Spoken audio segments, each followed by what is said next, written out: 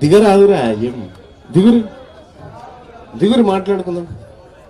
దా Ramakrishna there కూర్చోరు, అట్లా కూర్చోరు. ఇక అనా సీనన్నా అలా వచ్చేది లేదు సచ్చేది లేదు అని కూర్చొని తీసుకో. అందరికీ పేరు పేరున నమస్కారం తెలియజేస్తా ఉన్నా. ఇవాళ మా నరసింహన్న చెప్తా ఉన్నాడు, వీర్లపల్లి శంకర్ గారిని రజక కులం నుంచి బహిష్కరిస్తున్నామనేటువంటి మాట చెప్తా ఉన్నారు. కానీ తెలివి కల్లా బీసీలు ఆలోచించినట్టుగా ఆలోచించాలి. మన గొర్రెలను కొట్టుకపోతుంటే ఓ గొర్రె దారి తప్ప అడ్డు పోతా ఉంటది. దాన్ని ఏం చేయాలంటే మెల్లగా ఇట్లా కట్ట తీసుకొని ఇట్లా మలిపి లోపలికి వేయాలి. ఇవాళ ఈ కుమ్మెర గ్రామంలో జరిగినటువంటి ఘటనలో అసలు రెడ్లది తప్పే లేదని దళిత ఎంపీ మల్లు రవి గారు నాకు ఫోన్ చేసి, నాతో పాటు మనోళ్ళంతా కారులో ఉన్నారు, అప్పుడు మీరున్నారు కదా. దళిత ఎంపీ గారు ఫోన్ చేసి మల్లన్న గారు అసలు రెడ్ల తప్పే లేదు అనేటువంటి మాట చెప్పాడు. దాన్ని పట్టుకోనవాడు మరి దళిత ఎమ్మెల్యే రెడ్ల కొత్త పలుకుతున్నప్పుడు మల్లు రవీంద్రారెడ్డి కావాలి కదా. మరి ఓన్లీ వీర్లపల్లి శంకర్ రెడ్డి ఎందుకైతా ఉండు, మా బీసీ వాడు ఎందుకైతా ఉండు అంటే ఇదొక డ్రామా. మా వాళ్ళు వీర్లపల్లి శంకర్ ఇవాళ జర్ర తొవ్విటాడు తప్పొచ్చు, కానీ నెత్తిని చేసి ఓ దేశైనా మళ్ళా దారిలోకి తీసుకొస్తాం, మేము వదిలిపెట్టాం. కానీ ఒకటి గుర్తుపెట్టుకోవాలా, బీసీలను బీసీ నాయకులను ఇంకా వేరే జాతి వాడు ఎవడు కించపరిచినా మేము ఒప్పుకోము. మా జాతి బిడ్డల ఆత్మగౌరవంతో కూడుకున్నటువంటి అంశం. ఇక కుమ్మెర గ్రామంలో కుల వివక్ష జరిగింది.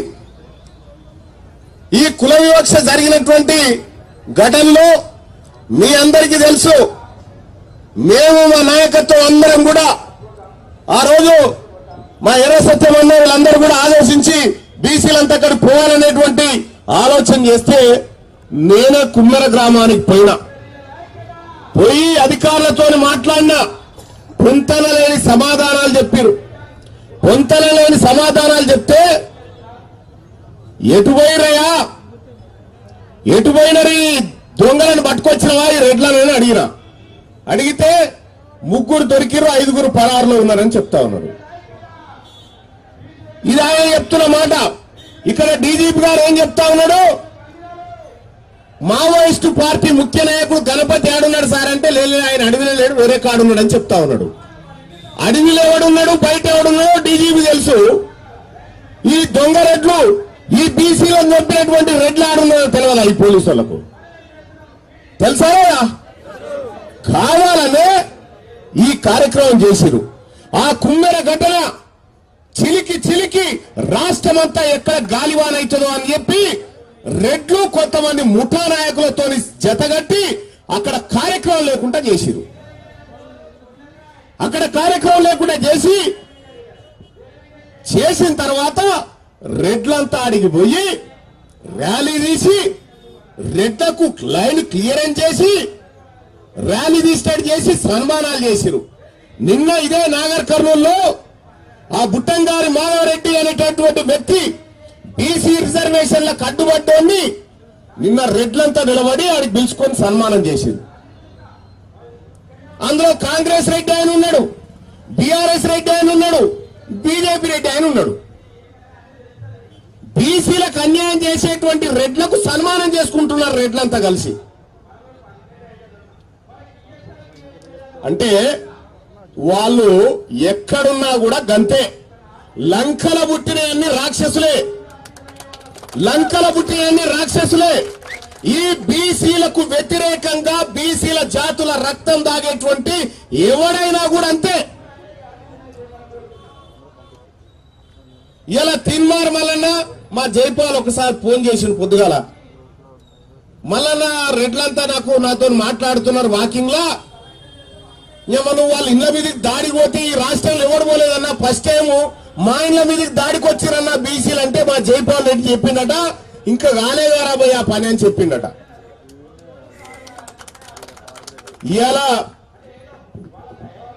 పిడికెడు మందిలోని రెడ్లు తెలంగాణ రాష్ట్రంలో మెజారిటీ ప్రజలైన బీసీల పైన దాడులు చేస్తామంటే, తొక్కి చంపుతామంటే చూస్తూ ఊరుకోవడానికి ఏమన్నా అల్లాటప్పగాలు కూర్చున్నారా? పండబెట్టి తొక్కుతాం నా కొడుకున్నారా ఏమనుకుంటున్నారు?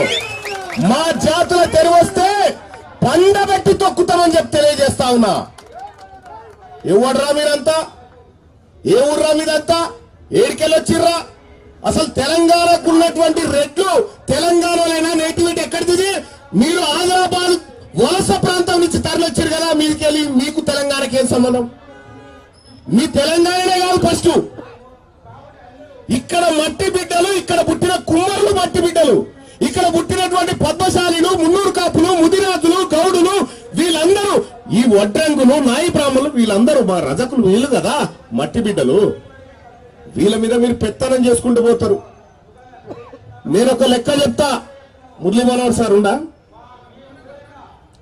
సార్, ఇక్కడ జరిగినటువంటి ఘటన 2014 నుంచి 2022 వరకు లెక్కలు తీసిన నేను. ఆగరాదే అన్నా, ఓ పోటువా రాగే పెద్దనా. 2014 నుంచి 2022 వరకు లెక్కలు తీసిన. ఎన్ని ఎస్సీ ఎస్టీ కేసులు అయినాయి అని చెప్పి తీస్తే అందులో 2015 డాటా మిస్ అయింది కానీ మిగతాది వచ్చింది. 8,900 ఎస్సీ ఎస్టీ కేసులు అయినాయి. ఏమైనాయి? 8,900 ఎస్సీ ఎస్టీ కేసులు అయినాయి. ఎస్సీ ఎస్టీ కేసులు అంటే ఎస్సీ ఎస్టీ వాళ్ళు పెట్టేటువంటి కేసులు, అట్రాసిటీ కేసులు. ఎవరి మీద ఈ కేసులను తీస్తే 8,900 కేసులలో 8,158 కేసులు బీసీల మీదనైనాయి. 8,150 కేసులు కేవలం బీసీల మీద అయినాయి. బీసీల మీద ఎవరు కేసు పెట్టిరు? మన ఎస్సీలను, మన ఎస్టీలను వాడి మన మీద కేసులు పెట్టించారు. ఎవరు వాడిరు? ఈ రెడ్లు వెలవలే వాడిరు. చట్టమేమో మన ఎస్సీ ఎస్టీల కోసం వచ్చినటువంటి చట్టం, వాడిందేమో రెడ్లు వాడిరు. ఈ జానయ్య గారి మీద ఎన్ని ఉన్నాయి? ఎస్సీ ఎస్టీలు ఉన్నాయా? ఆయన మీద కూడా ఉన్నాయి. కుదవనే లేదు ఆయన దగ్గర. ఏ సెక్షన్ అంటే ఆ సెక్షన్ వెళ్తుంది. నా మీద 4-5 ఉన్నాయి. పైపెచ్చు ఇంకెట్లా అనుకున్నావు? ఎవరు పెట్టమన్నారా అంటే ఎలవతోర పెట్టమన్నాడు. ఎవడు పెట్టమన్నారా అంటే రెడ్డి ఆయన పెట్టమన్నాడు. ఈ ఎస్సీ ఎస్టీ చట్టాన్ని రెడ్లు వెలమలు వాడుకుంటా ఉన్నారు బీసీలను అనగదొక్కడానికి. మరి ఆ రోజున్నటువంటి ఈ రోజున్నటువంటి ఎస్సీ ఎస్టీ నాయకులు చెప్పాలి కదా, మన బీసీల మీద మనం ఎట్లా పెడతాంరా, మనతోని వాళ్ళు పెట్టిస్తా ఉన్నారు కదరా, దీన్ని అడ్డుకోవాలి కదరా అని మనం కొట్లాడాలి కదా. అది లేదు. ఇలా బీసీలకు అట్రాసిటీ చట్టం రావడం కోసం ఎస్సీ ఎస్టీ నాయకత్వం స్టాండ్ ఏదో చెప్పాలి. మీ స్టాండ్ ఏదో చెప్పండి ఫస్ట్. రెడ్ల సంగతి తర్వాత చూసుకుంటాం. మీ స్టాండ్ ఏదో చెప్పండి. బీసీలకు అట్రాసిటీ చట్టం రావడం కోసం మీ స్టాండ్ ఏంది? ఈ రాష్ట్రంలో ఎక్కడ ఒక దళిత బిడ్డ మీద, ఎక్కడ ఎస్టీ బిడ్డ మీద దాడి జరిగినా బీసీ సమాజం అంతా బగ్గున ఉండి ఆ కుటుంబానికి అండగా నిలబడ్డది కదా. మరి ఈ సమయంలో ఈ కుమ్మెరలో జరిగినటువంటి ఘటనకు సంబంధించి బీసీలకు అట్రాసిటీ చట్టం రావాలంటే మీ స్టాండ్ ఏదో మీరు తెలియజేయాలి. రెండో అంశం, ఇక దిశ చనిపోతే మరణాకి ఏదో పట్టుకుని ఇగో ప్రియాంక రెడ్డి ఆమె పేరు, ఆమె చనిపోతే ఆమెకు దిశ అని పేరు పెట్టి సరే కొన్ని ఆ గౌరవాలు కాపాడదాం పేరు పెట్టి దిశ అనే ఆమెను కొంతమంది చేర్చి చంపిర్రు అనేటువంటి ఉద్దేశంతో ఇన్స్టాంట్ జస్టిస్, మన దోమల బ్యాట్ కనుక ఆ దోమలు కొట్టగానే తక్కువ అని సరిపోదు, ఇన్స్టాంట్ జస్టిస్ వాళ్ళని తీసుకుపోయి అర్ధరాత్రి పూట ఎన్కౌంటర్ చేసి చంపారు. ఒక రెడ్డి అయిన బిడ్డను అత్యాచారం చేస్తే ఈ రాష్ట్రంలో 24 గంటల్లో జస్టిస్ వచ్చేసి ఎన్కౌంటర్ చేసి చంపారు.